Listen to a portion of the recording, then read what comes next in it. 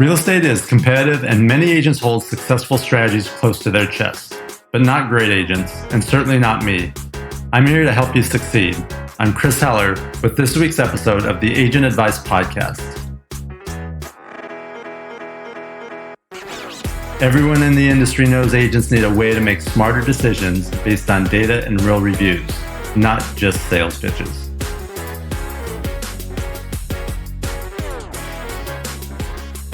Hi, it's Chris Heller, Chief Real Estate Officer at Ojo Labs on the Agent Advice Podcast. This week, we have a great guest from the Pacific Northwest, Nick Shivers. Nick, say hello to our audience.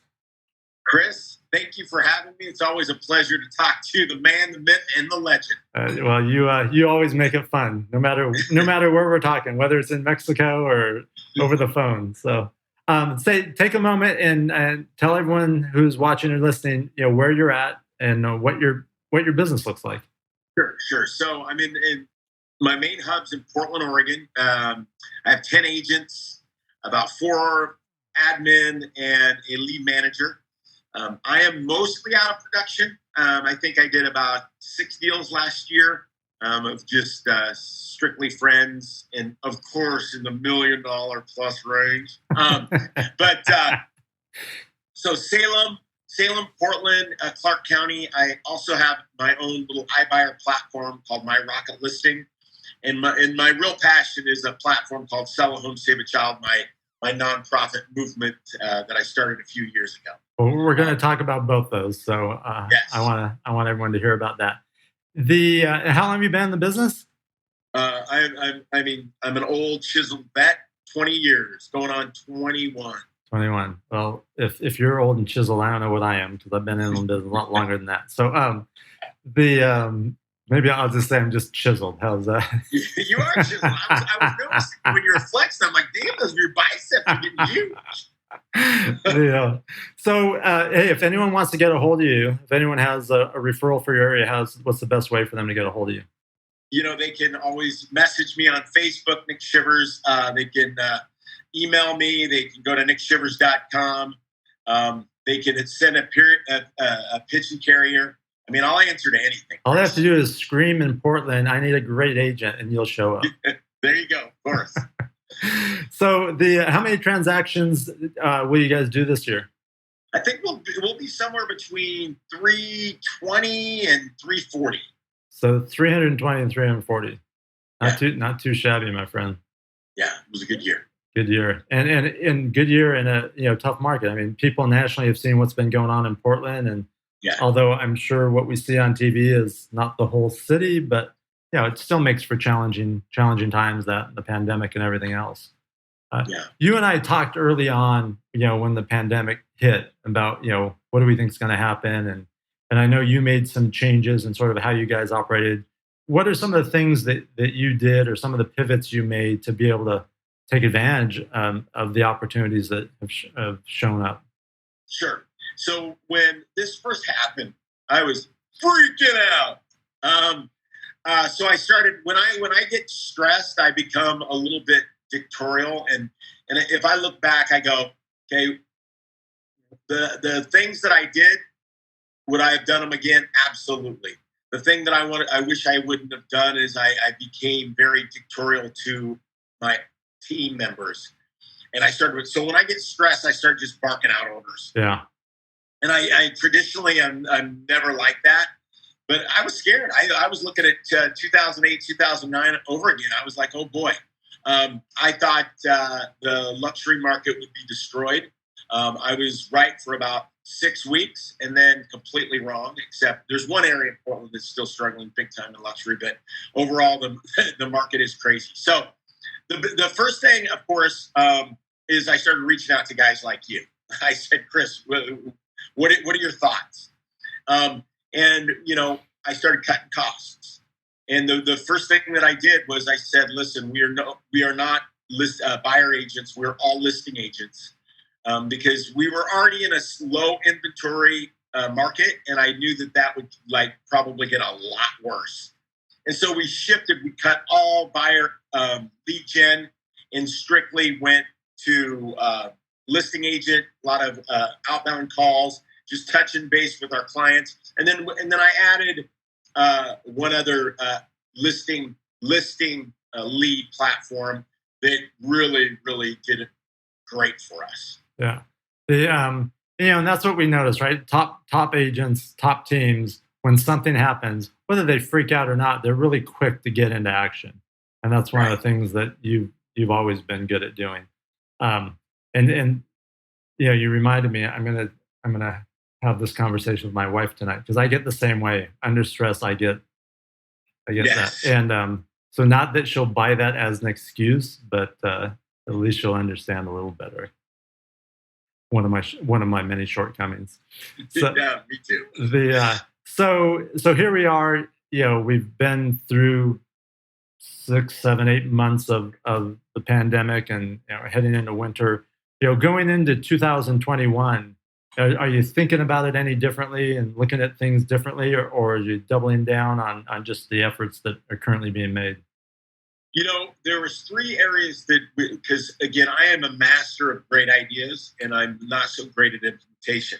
It's because I try to implement too many things. So, not only did we have the pandemic, we had the fires of Portland. We just today, like 30 minutes prior to us getting on the call, we got a 2-week shutdown in Oregon, where they're shutting pretty much everything down. So, the 3 key, there's 3 business keys and 1 team key. The team key is just mind space, making sure, because everyone, including myself, have had a 1 week, 2 week meltdown. Even though for us, we've been blessed beyond imagine. Our team's we're up like 35% from the year before, and we had a great year last year. So no doubt, money-wise, business-wise, we're doing phenomenal. Yeah. Mentally, it's been a challenge for everyone. So that is our mental team goal, is to make sure, how do we make sure we stay mentally in check during the pandemic when there's not a lot of social interaction and stuff like that. That's number 1 for the non-business, because in our business, it's our families first, always, and my team. I love them. The 3 key things that we're focusing on this year. Number 1, lead follow-up automation. Okay, so I thought we could do a lot better at that. We needed some different tools. So we've been slowly, surely, and once we get that done, the 2 other things is customer experience during the transaction. And Chris, we're like 87% of our clients will give us at the end, will give us an 8, 9, or 10 rating. Okay, so that's pretty good. It's that experience after the fact that I believe we do a really good job during the transaction for our clients. Our clients know that we're great negotiators. We specialize in this. My agents are trained on that. We continue to train on that. So we do a really good job for our clients. It's just staying connected with them after the fact, and just adding a few more things. Traditionally we do 2 really big events, like our Christmas tree giveaway that they're trying to shut down, but I'm going to probably get arrested because I'm going to do it anyway. Just do us a favor. Make sure you're in your Santa costume when you do. Oh yeah, mask. Hey, we'll mask up. It's outside, so I think we're going to be all right. And then a summer event. But those are the 3 things. And looking at, I've already kind of set our production goal. I would not care if we did a single more transaction this year in 2021. If we could just handle those 3 things. Yeah. Get our lead follow-up automation better, our customer experience, even make it better than we believe it already is. And then that tribe, making sure you're staying in front of that tribe. Because as you know, there's a lot of pressure from around that do it really, really well.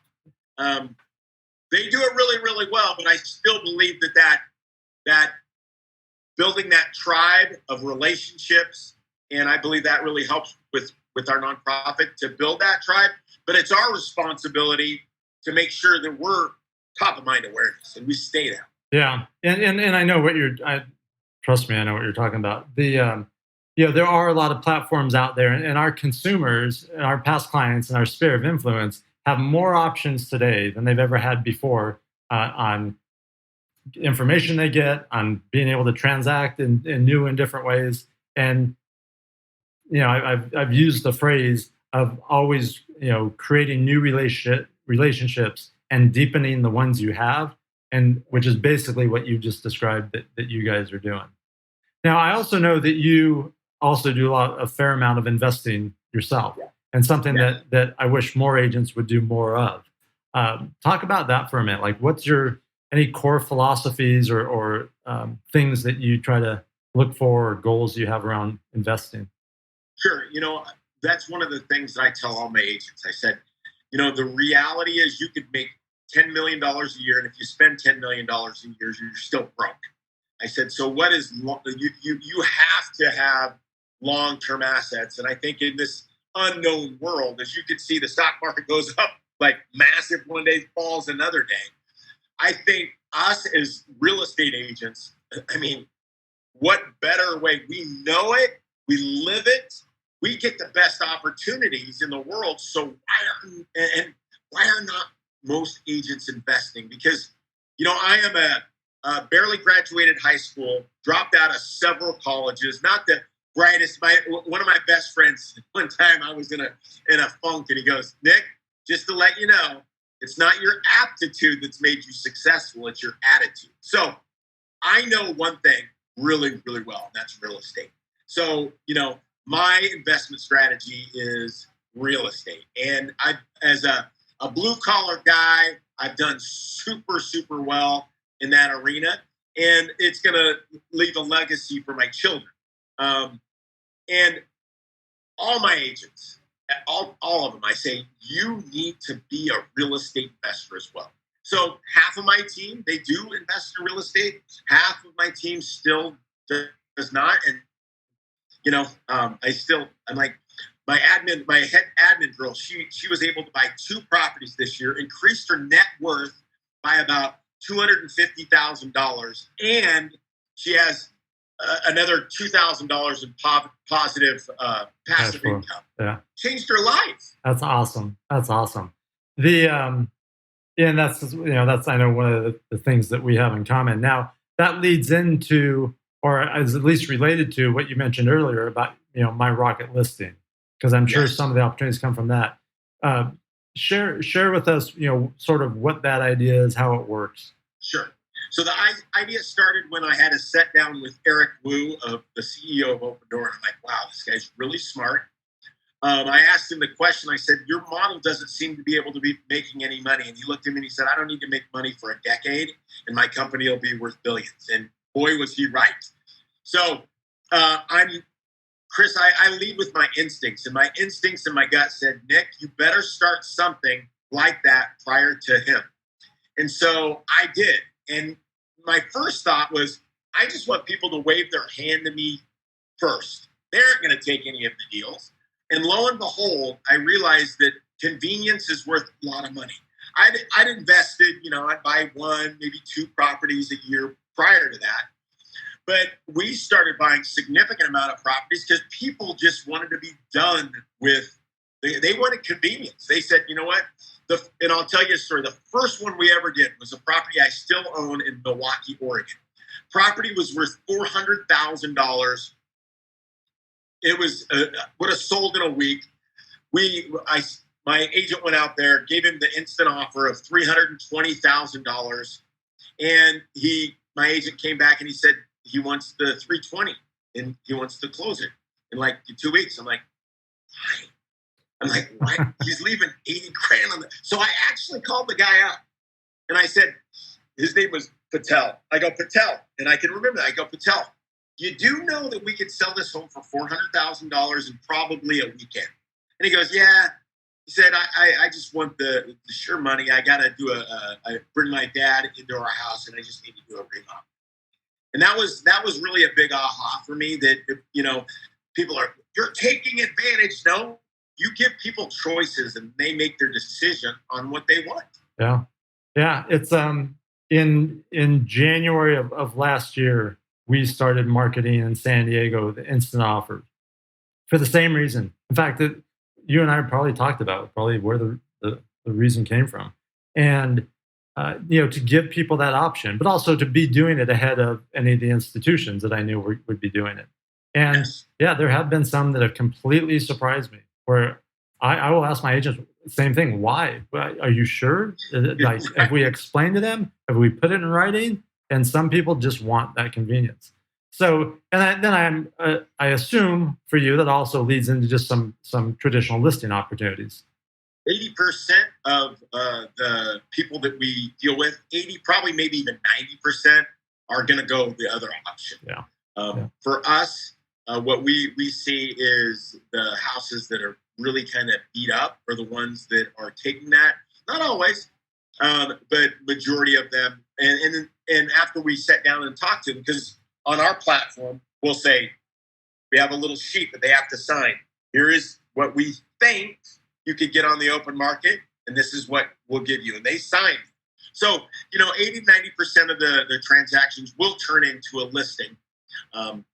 People ask, well, don't people get mad that you're lowballing? No, that's what they want. They want a choice. Yeah. It's whether it's convenience, whether there's a specific need they have, you're giving that them. And I think that's something important that agents need to do moving forward, is make sure that they're providing optionality. And the reason for that is, as consumers, we have optionality. So if you're not going to give it to us, someone else is. Absolutely. So let's shift gears and talk about something that I know you're always passionate about, and that's your charity and your nonprofit. Tell everyone about that. And again, Chris, you're always such a supporter, and I always thank you. You are the $1 million man. I think for a 30-minute session, you got like $10,000 for someone to talk to you. I don't even know if the guy's called you. It hasn't. We need to make sure he does, so he feels good about donating to you. So. Did you tell your wife that you were the $1 million man? No, I didn't. And that I don't know how much weight that would carry, anyways. So yes. So me and my good friend Eric Hatch out of Fargo, North Dakota, about almost 4 years ago, started helping orphanages. Basically, there was an orphanage. It wasn't even an orphanage. There was a garbage dump in Nicaragua because I was building a resort in Nicaragua that failed miserably. But I got introduced to this lady that was trying to get young kids out of a garbage dump. And so myself, for about 5 years, from 2005 to about 2010, we raised money in order to help build Via Esperanza with a bunch of other people. And we were able to take about 42 girls out of a Nicaraguan garbage dump, get them educated, hope and opportunity. And that kind of spurred, I believe that most people in this world want to make a difference, but we get so caught up in our busyness that we don't know what to do. We don't know how to do it. So me and Eric got together and we said, let's try to make it simple for other people in this industry and above. We have clients that are title companies and mortgage guys and construction guys. And basically what it is, it's a membership. And we help you with marketing. And what I think it does for agents, number one, I believe that your life and your business kind of go hand in hand. What your life is about, your business is also. And I've been an underdog, and I love underdog. So I love to help people that Chris, you and I, no matter how bad it gets in America and how divisive it is, we still have hope and opportunity that you don't see in 90% of the places in this world. Right before I got on the call with you, I was talking to my friend John in Haiti. Educated man, but there's no work there. And we're discussing, what to do. He's like, Nick, help me. And I'm like, because I'm like, hey, you just got to start writing things down and then bring it to me and let's start creating. So in a lot of those countries, there's just, you could be the hardest working person in the world and you still are going to struggle. But the interesting thing is when you give someone a little bit of hope and opportunity, just a little bit, oh boy, how the creative things start working. And Chris, I'm happy to say that a lot of those girls that we were able to take out of that garbage dump went to college, got married, and the trajectory for those young ladies were either deaths from drug overdose, AIDS, or domestic violence. So a lot of good things from that. So and it still continues. You guys are still very active in what you're doing. So yes. The name of the program is SellAHome, SaveAChild.org. Okay, and you and I just learned something. I didn't realize that you had packaged this so that other agents could use what you've built. So yes. if someone wants to find out about that, where do they go?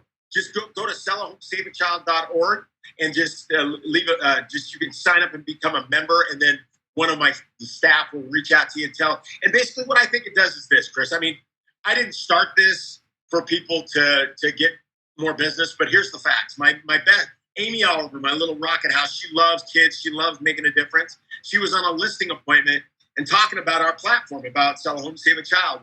And the wife and the husband said, "We love this. We love you, Amy." And the husband was like, "But there was somebody else that said they could do it for 5%. And the wife smacks the husband. And she goes, "These people are helping kids." So I believe it helps build a tribe. Yeah. And once you build a tribe, it doesn't really matter if Open Door and Zillow say they can do it for cheaper than you and yada. They're not going to anybody else but you, because you're a tribe. Yeah. So yeah, well, that's awesome. I and that's why whenever you ask if I can contribute, I always do. Yes. So hey, Nick, first of all, thanks for taking the time to do this. I know you're busy. Anyone that's selling 300 plus homes is busy. You got a lot going on. For any new agents out there, and there's a lot of them out there, they're either already in the business, they may be struggling because it's hard right now. If you were starting new today, what are some of the things, knowing what you know, that you would do or that advice you would give to a new agent? Okay.